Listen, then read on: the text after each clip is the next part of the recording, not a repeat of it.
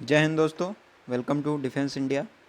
तो आज का हमारा प्रैक्टिस सेट 3 है जीएसजीके का, और ये आपके डिफेंस एग्ज़ाम से रिलेट करेगा। NDA, air force, navy, coast guard, जिसमें जीएसजीके आते हैं। तो चलते हैं हम अब आगे क्वेश्चन पे देखते हैं। तो हमारा फर्स्ट क्वेश्चन ये है कि जो हमें मतलब कॉलम को मिलाना है, एक तरफ उपग्रह है और एक तरफ ग्रह, मतलब कौन सा ग्रह का कौन सा उपग्रह है ये हमें मिलाना है। तो क्वेश्चन सबसे पहले जो ए है वो एरियल, पहले एक साइड उपग्रह देख लेते हैं, फिर एक साइड ग्रह। उपग्रह में क्या है? Ariel, Ganymede, Charon and Titan. तो और इधर है शनि, बृहस्पति, प्लूटो और यूरेनस। तो एरियल का हमें पता है क्या होता है, यूरेनस, मतलब पहले का चौथा होगा एरियल का यूरेनस। एंड गनीमेड का जुपिटर बृहस्पति, चरोन का प्लूटो एंड टाइटन का शनि। एक्चुअली क्या है, इसमें पहले से किया गया तो थोड़ा देख लीजिएगा। जहाँ से मैं पीडीएफ लेता हूँ वहाँ थोड़ा हो गया ऐसा मेंशन गड़बड़, बट मैं कोशिश करूँगा कि ना रहे। तो इंग्लिश वाले प्रैक्टिस पे सेट में मोस्टली नहीं, मतलब नहीं रहेगा। बस इसमें क्या है, मैंने ले लिया तो आ गया है, बट आप कर सकते हैं ऐसा। तो ऑप्शन क्या होगा कि पहले का चौथा, पहले का फर्स्ट का फोर्थ, मतलब फर्स्ट का फोर्थ कौन सा ऑप्शन है, मतलब यही वाला। और सब में तो फर्स्ट फोर्थ नहीं है, तो एक का फोर होगा, तो option D is correct one.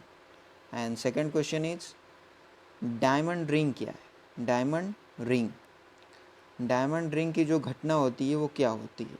तो सूर्य ग्रहण जैसा अब मैं बता देता हूँ। सूर्य ग्रहण लगता है तो जब सूर्य ग्रहण लगता है तो कभी कभी आप देखते होंगे सूर्य के साइड में एक ऐसा सा मतलब वलय रिंग के जैसा बन जाता है, जिसे हम क्रीट या कोरोना कहते हैं। इसे कोरोना, यही डायमंड रिंग होता है।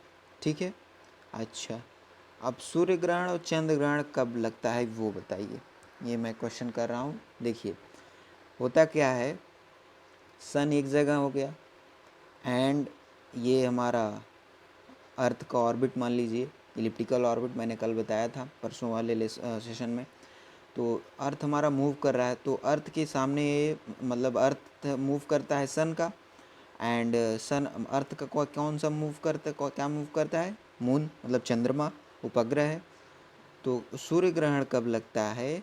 जब पृथ्वी और सूर्य के बीच, भाई अर्थ सूर्य मूविंग नहीं करेगा, सूर्य तो एक जगह है। पृथ्वी और सूर्य के बीच चंद्रमा आ जाता है तो क्या लगेगा? सूर्य ग्रहण।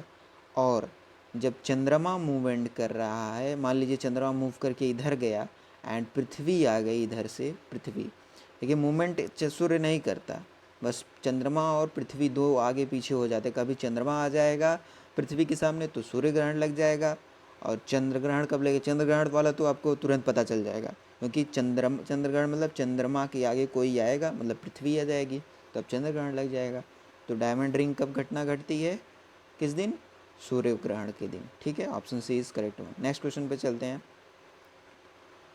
नेक्स्ट क्वेश्चन का कह रहा है कि विनस पर ग्रह पर मानव जीवन का होना अत्यधिक असंभाव्य है, मतलब ये असर्शन एंड रीजन का है। और सेकंड क्वेश्चन है शुक्र के वायुमंडल में कार्बन डाइऑक्साइड अत्यधिक उच्च स्तर पे है। तो दोनों बोथ इज़ करेक्ट, क्योंकि वहाँ पे विनस पे है जो वो बहुत गर्म है, बहुत माना जाता है ये गर्म है, इसलिए वहाँ पे मानव जीवन असंभव है।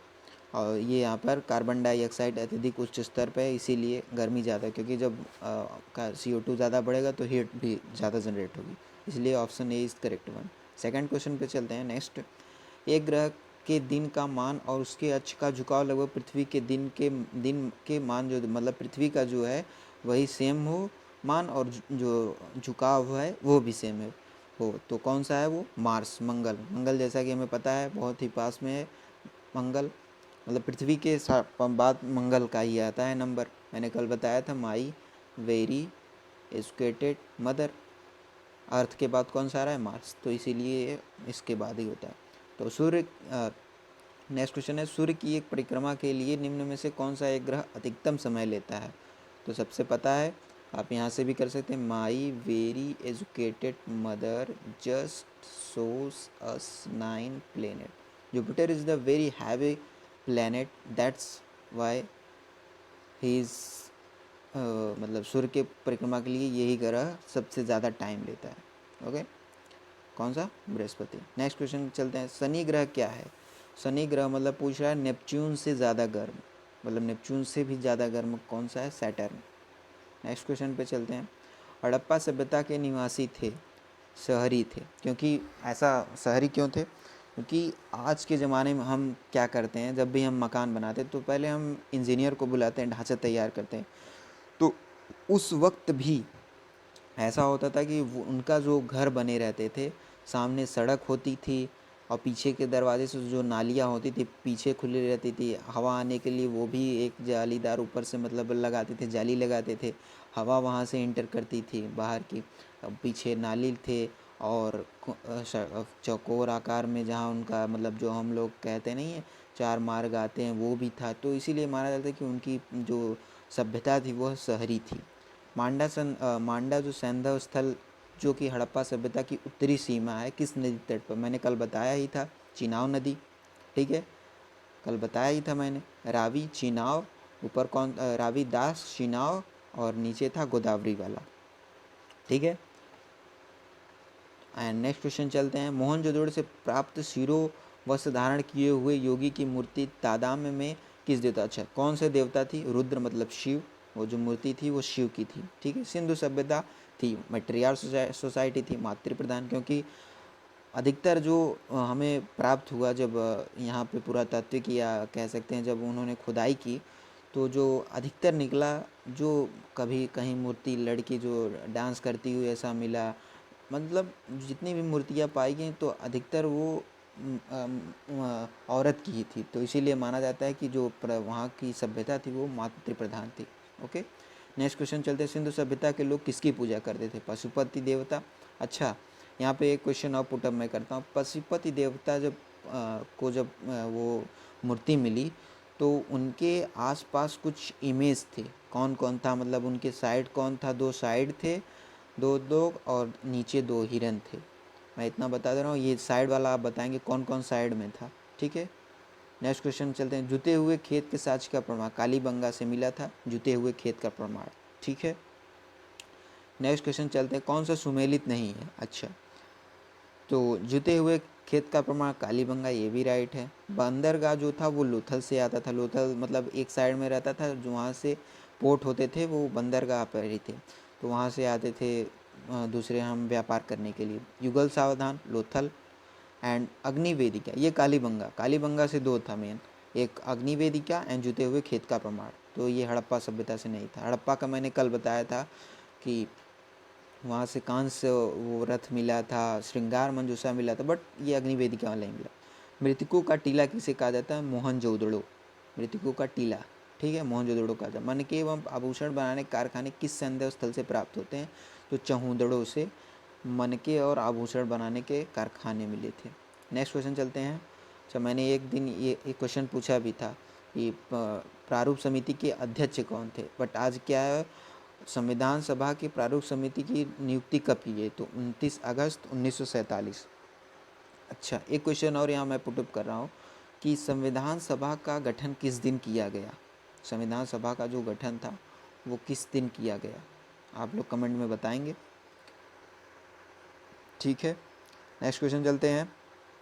भारतीय संविधान सभा प्रारूप समिति के, यही क्वेश्चन था, डॉक्टर भीमराव अंबेडकर। अच्छा, और ये राजेंद्र प्रसाद किसके थे?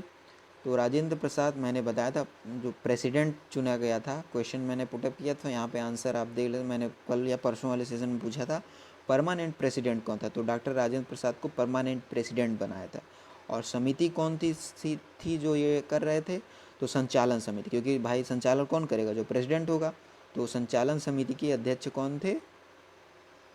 राजेंद्र प्रसाद। ठीक है, नेक्स्ट क्वेश्चन चलते हैं। संविधान की प्रारूप समिति के अध्यक्ष समक्ष जो उद्देश्य प्रस्ताव पारित किसने किया था? जो भाई जो अध्यक्ष होगा वही पारित करेगा, जवाहरलाल नेहरू। अच्छा, यहाँ से ये क्वेश्चन और पुटअप होता है कि जो आज के समय, करंट के समय जो हमारे संविधान का प्रस्तावना है वो यही उद्देश्य है, जो ये उद्देश्य उन्होंने पारित प्रस्ताव किया था वो वही उद्देश्य आगे चल के प्रस्तावना होता है। अच्छा, ये किस डेट को किया था ये आप कम बता सकते हैं? चलो अच्छा, मैं बता दे रहा हूँ।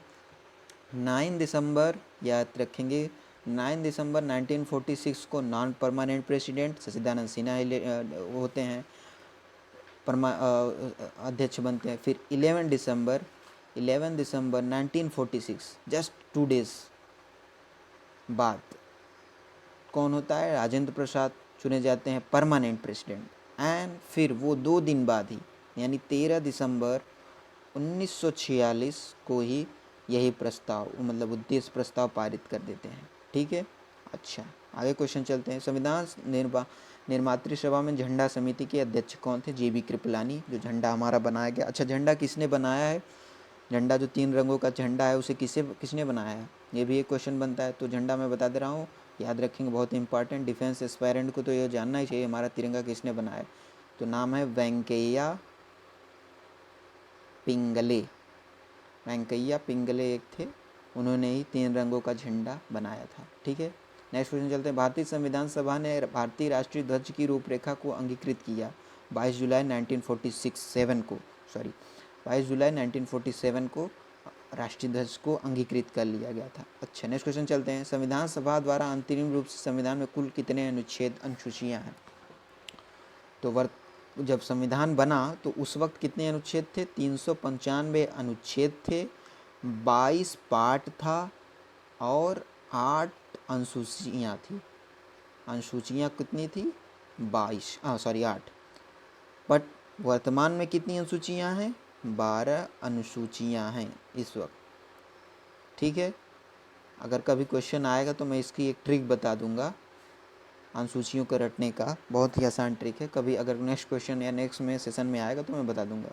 ठीक है, संपूर्ण भारतीय संविधान निर्माण में संविधान सभा को कितना समय लगा, तो हम सबको पता है 2 वर्ष 11 माह 18 दिन। ठीक है, नेक्स्ट क्वेश्चन चलते हैं। नेक्स्ट क्वेश्चन कह रहा है संविधान सभा के स्थायी अध्यक्ष कौन थे, डॉक्टर राजेंद्र प्रसाद। भीमराव अम्बेडकर मैंने बताया था ड्राफ्टिंग कमेटी के अध्यक्ष थे। एन सच्चिदानंद सिन्हा नॉन प्रेसिडेंट थे, अस्थायी अध्यक्ष थे BN राय। आगे देख लेते हैं, यही क्वेश्चन शायद है। 11 दिसंबर 1946 को किसे संविधान सभा का स्थायी अध्यक्ष चुना गया, मैंने बताया था राजेंद्र प्रसाद को। ठीक है, नेक्स्ट क्वेश्चन चलते हैं। संविधान सभा के संवैधानिक सलाहकार, ठीक है, कौन थे, BN